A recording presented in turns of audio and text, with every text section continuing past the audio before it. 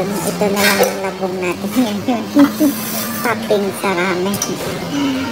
Ayan, o diba? Ito yung ramen natin. Shuyo, shashu, ramen with tamago toppings. Ayan, masarap ito mga lods. Ito, diba?